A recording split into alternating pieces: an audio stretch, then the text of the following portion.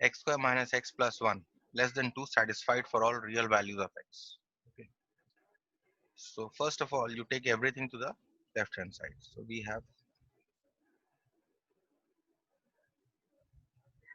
x square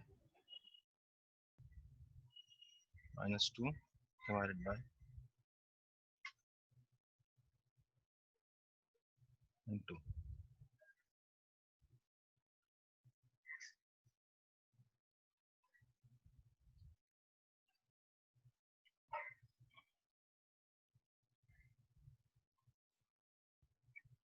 So you take the LCM now.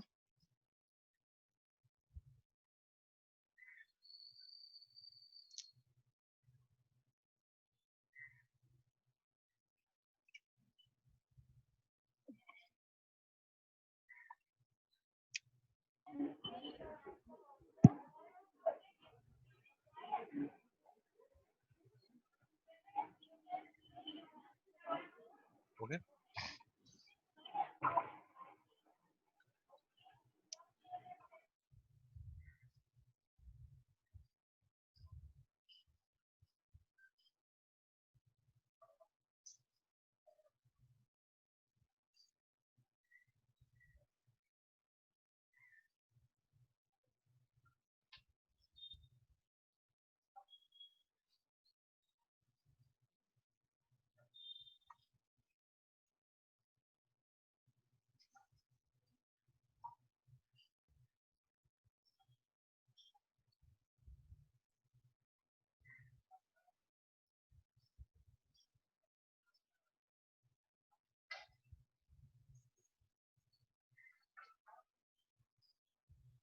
Any questions till this step?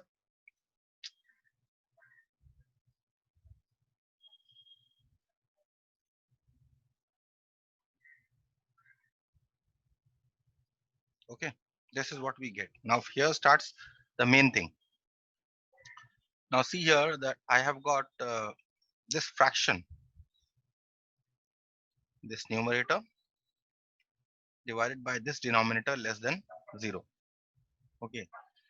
Now I will try to factorize the denominator. Okay, because numerator a is unknown, I cannot factorize. So I'll try to factorize the denominator. If it is not, if I cannot factorize, then I will try to express it as a sum or a difference of two squares. Okay, so what I'll do here is,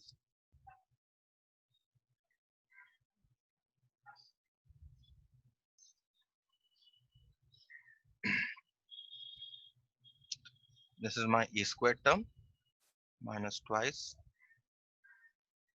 a b plus, so I'll add a b squared term and subtract this b square that I have added, and this plus 1 I write as it is. Okay, in the next step, I write the numerator as it is.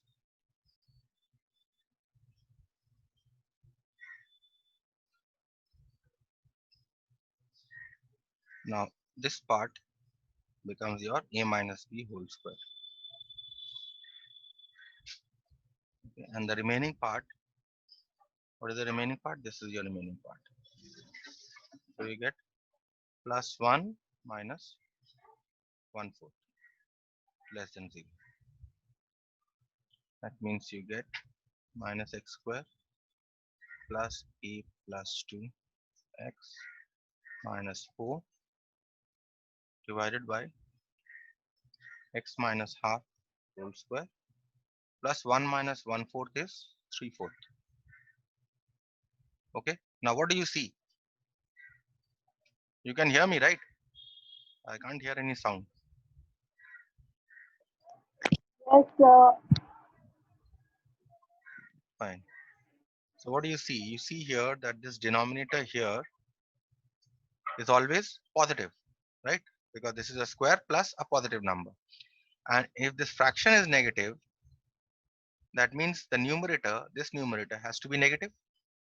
And that means minus x square plus a plus 2x minus 4, this numerator has to be negative because this is always positive, since x minus half whole square plus 3/4 is always positive.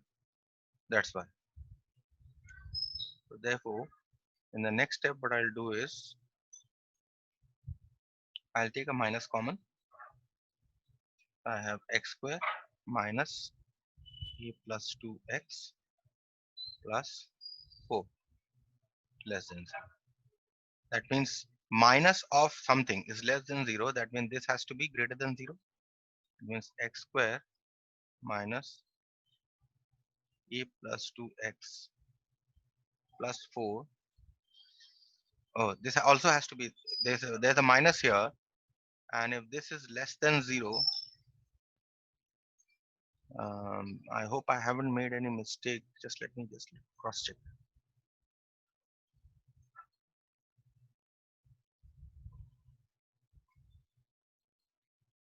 Plus 2x minus 2 plus 2x minus 4.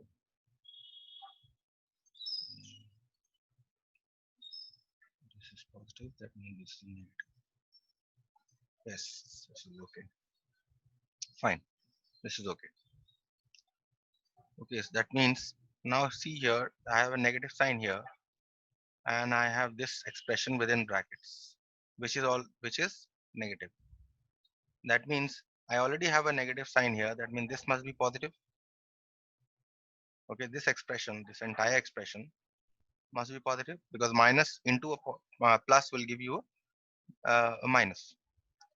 So I have, this must be positive. So what I do now here is I try to again express this as a minus b or a plus b, sum or difference of two squares. So I have my a square minus twice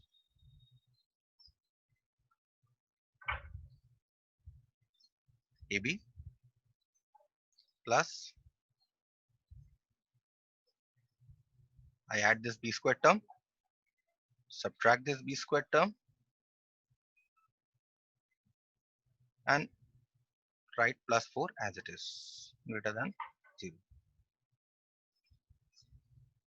Okay. In the next step, what happens to all these three terms? This becomes a perfect square. So I write this as x minus a plus 2 divided by 2 whole square. And this becomes plus 4 minus a plus 2 divided by 2 whole square, greater than 0. So now what happens? You see that this is a square. This has to be positive. Irrespective of the values of x, this has to be positive.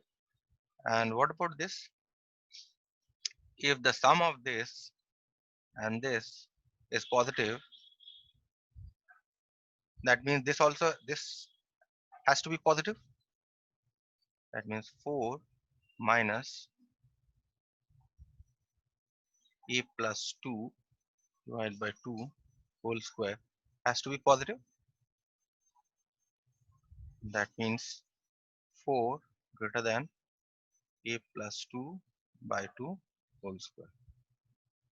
That means 4 is greater than a plus 2 whole square divided by 4. That means 16 is greater than a plus 2 whole square. That means a plus 2 whole square is less than 16. Now what does this mean? A plus 2 whole square less than 16. If I have x square less than 16, that means x must lie between minus 4 and 4, isn't it? We know this. That means a plus 2 must lie between minus 4 and plus 4. That means minus 4 less than a plus 2 and a plus 2 is less than 4. That means minus 4 minus 2 is less than a, and a is less than 4 minus 2. minus 6 less than a, and a is less than 2. That means a is greater than minus 6 and a is less than 2. Okay, so what are the range of the values of a less than minus 6 and a greater than 2? That was the question, right? For what values of a? What values of a? So what are the values of a? A greater than minus 6 and a less than minus 2. Any questions here?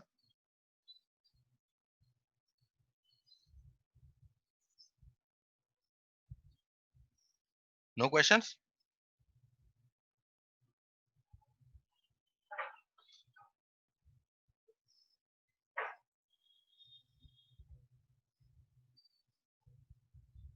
So let's move on to the next one.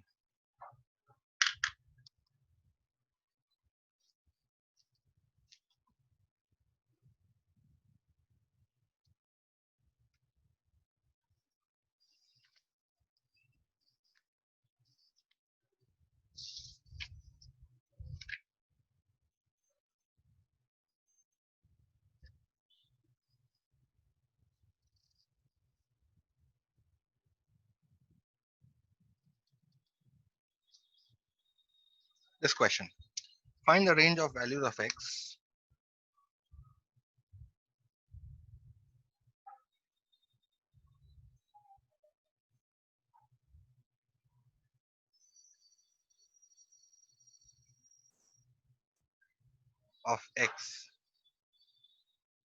which satisfy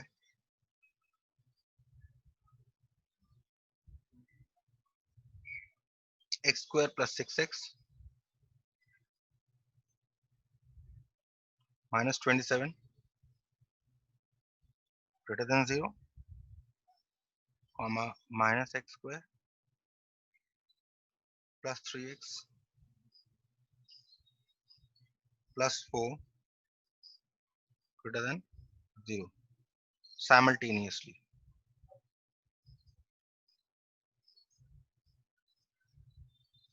Okay, this is the question.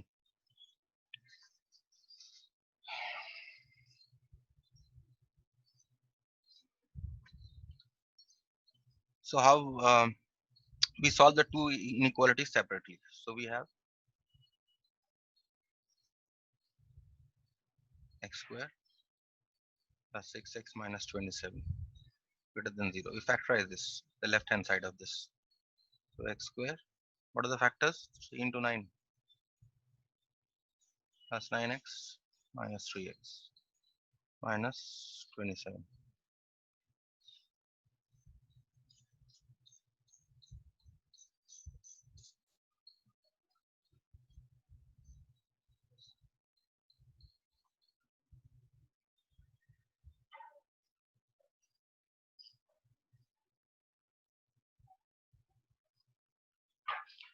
By that method, what do you have? Or let me write this first. It's 9 x minus 3. That means you have x less than minus 9 or x greater than 3. Okay. Also, what is the next given? Also, x square, let's call this 1, plus 3x plus 4 is greater than 0. Again factorize this, x square plus 4x plus 4x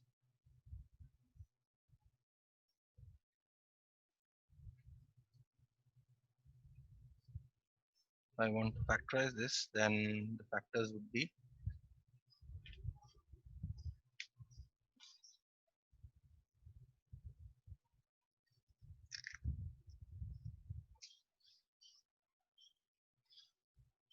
check whether the question I have copied correctly. Minus x square it should be, yes. So this is a minus x square, yes, plus 3x plus, if I want middle term factorization here, plus 4x minus x minus 4 greater than 0. Means you have minus x, you take common, you get x minus 4 minus 1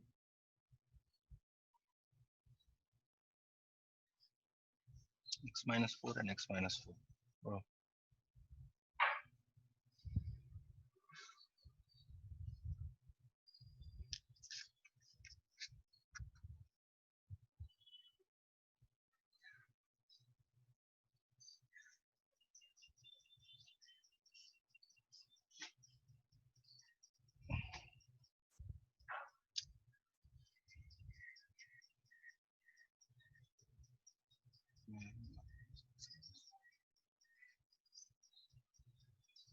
this question is wrong actually. Should have been plus x square and minus 3x. So this should have been a minus here. Now I solve these two inequalities. So we proceed again for the second one.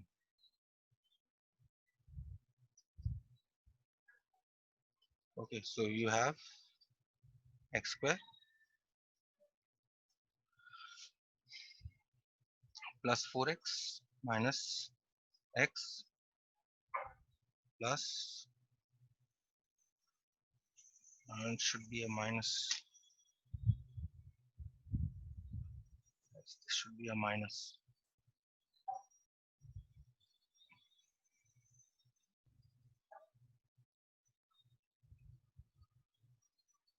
Yeah.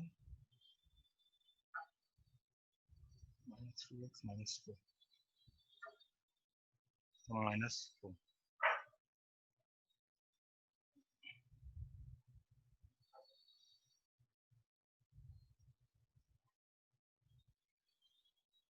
X square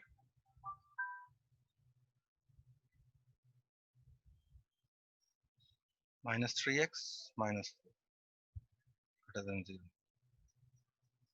which we have x square minus 4x middle term plus x minus 4.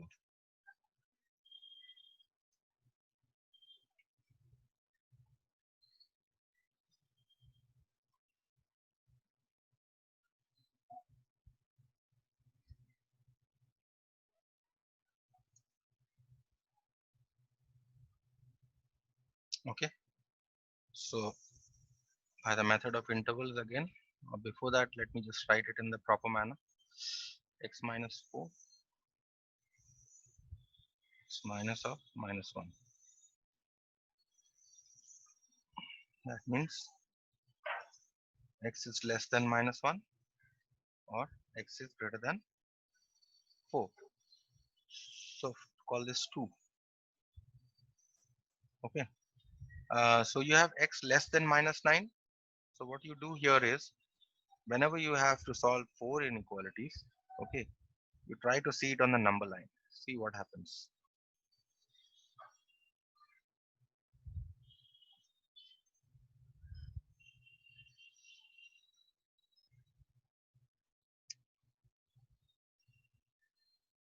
Zero, I have a minus 1, minus 3, minus 4. 1, 2, 3. Okay. So first inequality is x less than minus 9. Less than minus 9. Let's say minus 5, minus 6. Let me just extend this line.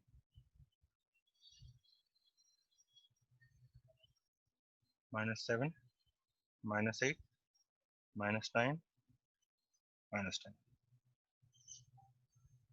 Okay, so my x less than, look at this inequality, x less than minus 9. X less than minus 9 means this side. X greater than 3. X greater than 3 means this is your solution. Or this one. X less than minus 1. X less than minus 1. That means solution is here. x greater than 4. Solution is here. So what is common to all this? What is common to all this?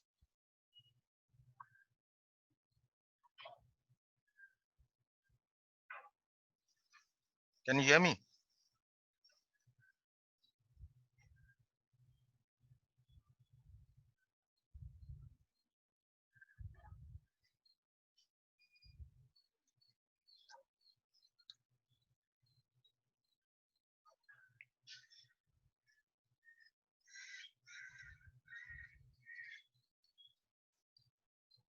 X lies between 3 and 4.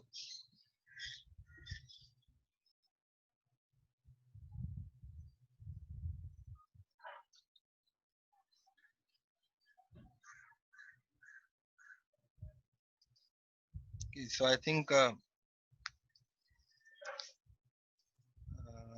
yes, one more is find the range of values of x for which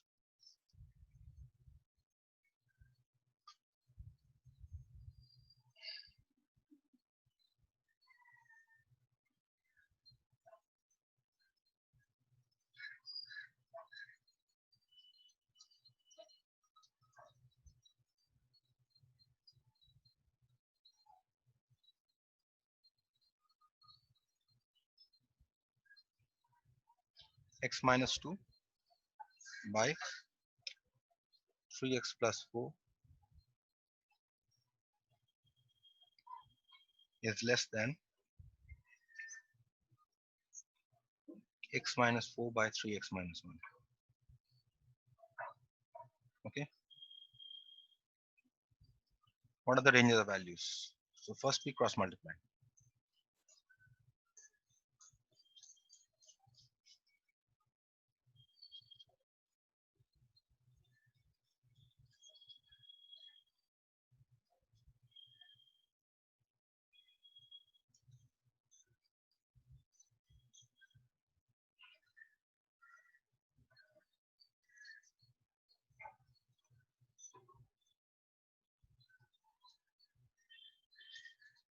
Okay,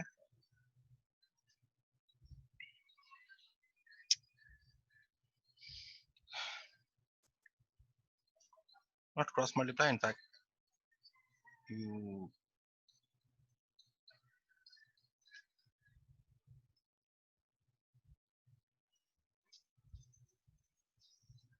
take everything to one side.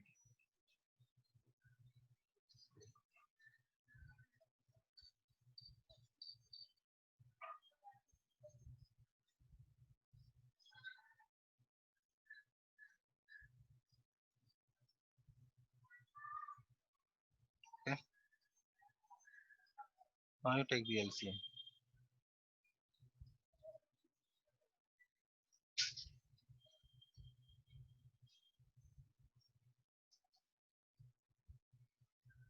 Okay,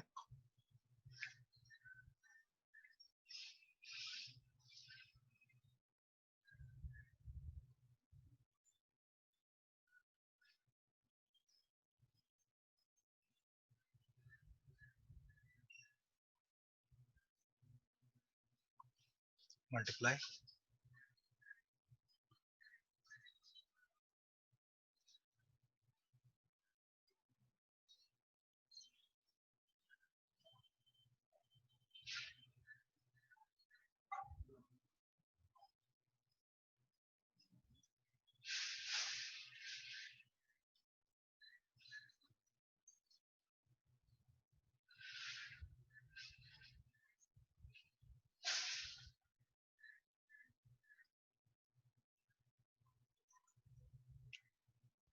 Simplify the numerator.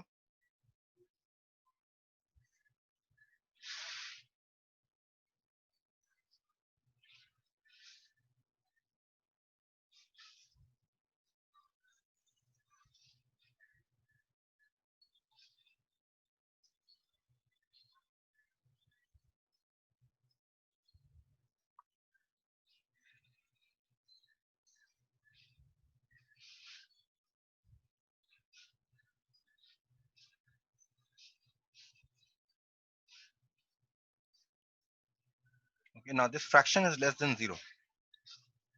The numerator of this fraction is positive 20. That means obviously the denominator has to be negative.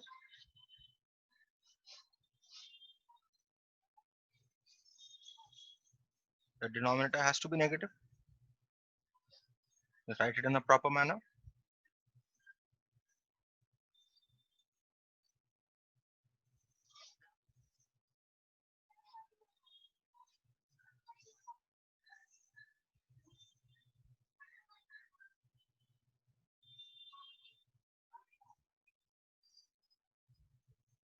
Multiply this and make it 9.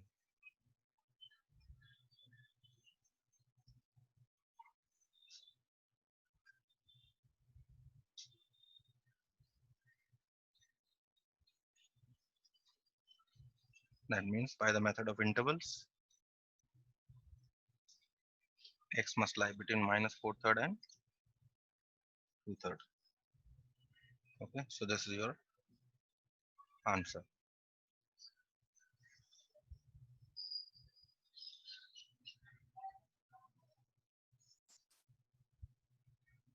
Let us do the next one, the last one.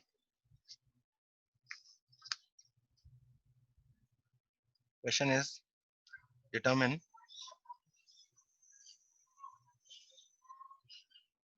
the range of values of x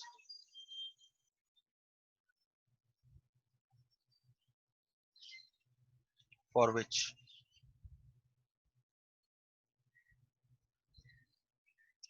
3x square minus 2x minus 5 by x square minus 2x plus 5 is less than 2. So again, you take everything on the right hand side.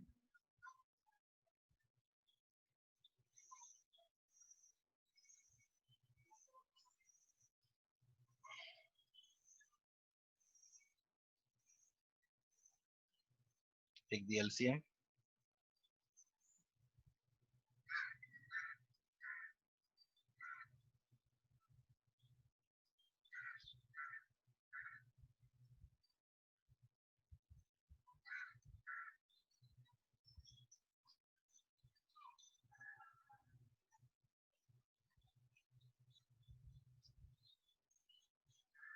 And then you simplify.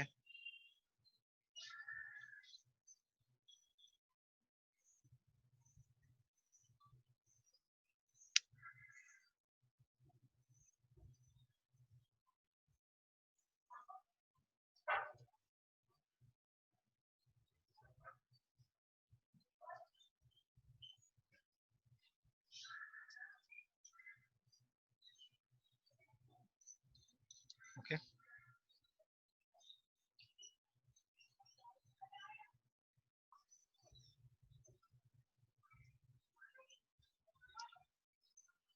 X square plus 2x minus 30.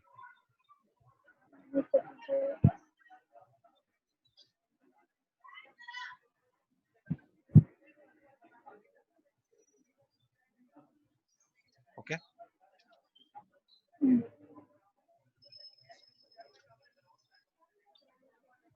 So what you can do is you can try to factorize. In the numerator you have x square 5 into 7 plus 7x minus 5x minus 35. And the denominator also try to factorize x square 5 minus 3.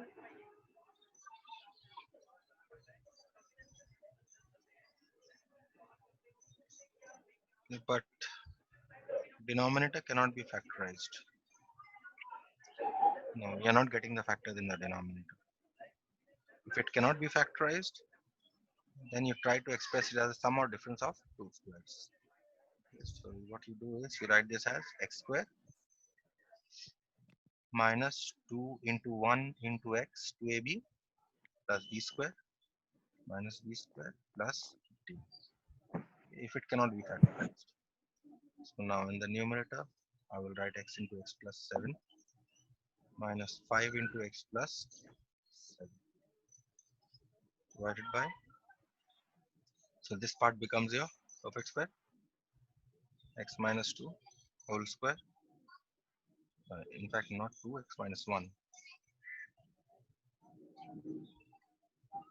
x minus 1 whole square plus 15 minus 1 less than 0, x plus 7 into x minus 5 divided by x minus 1 whole square plus 14 is less than 0. Now what does this mean? The denominator is positive always. That means the numerator has to be negative. That means x plus 7 into x minus 5 has to be negative because this is always positive. Okay, so it is negative, write in a proper form, and then we shall, after this we shall use a method of intervals.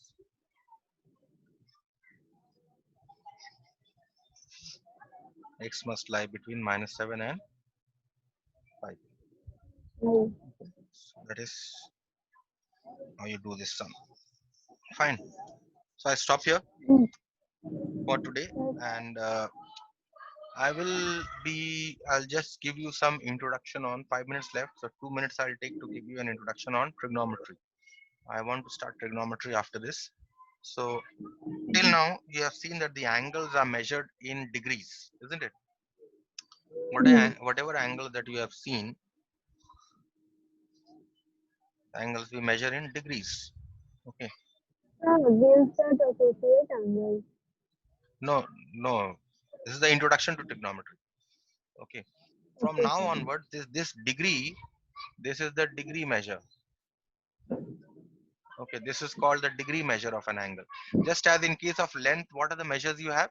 In case of length, you have centimeter, kilometer, meter. Okay. Similarly, in case of angle, you have various measures. This is called the degree measure. From now onward, we shall be dealing with radian measure or circular measure. Radian measure or circular measure. Okay, now what is radian measure? Radian, we establish a relation between degree and radian. We say that 180 degrees is equal to pi radians. Okay, so therefore, once you know that 180 degrees is equal to pi radians, okay, then you can write 90-degree angle as pi by 2. You can write your 30-degree angle as pi by 5 by 6, 6. You can write your 45-degree angle as pi by 4. 5 by 4, 60-degree angle as pi by 3. 5 by 3. Okay, and similarly 180 degree you can write as 2 pi. 360 degree you can write as, So why 180 degree 2 pi? sorry, 180 It degree should is be pi, pi. not 2 pi. 180 degree is pi, and 360 degree you can write as 2 pi. pi. Okay, this is what your radian measure is all about. Now another small thing that you have to know is that if I consider a circle, let's say if I consider a circle, okay, and such that the radius of this circle is say r, okay,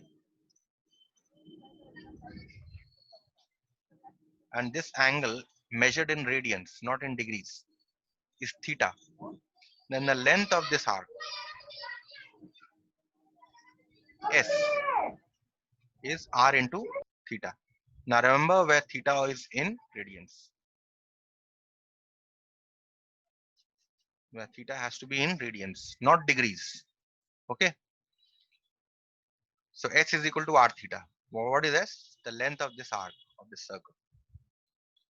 Okay, now you also know that what is the area of this sector of this circle? Area of the sector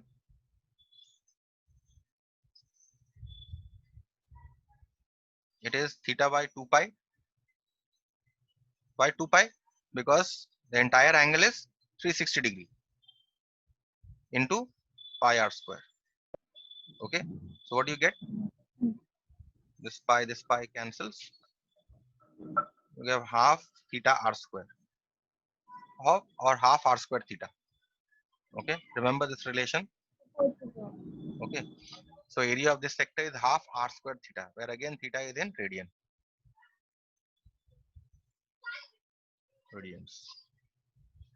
Now also, with the help of this and this, also area of the sector is equal to, we have already shown half of r square theta, and we know that s is equal to r theta. So what I do is I write this as r into r theta. R square theta can be written as r into r theta, which is equal to half sr. So you will remember this very important relation. S is equal to r theta. Area of the sector of a circle is half of r square theta, and also area of the sector can be written as, in terms of length of the arc, it can be written as half of sr. Okay, these three you have to remember. Fine.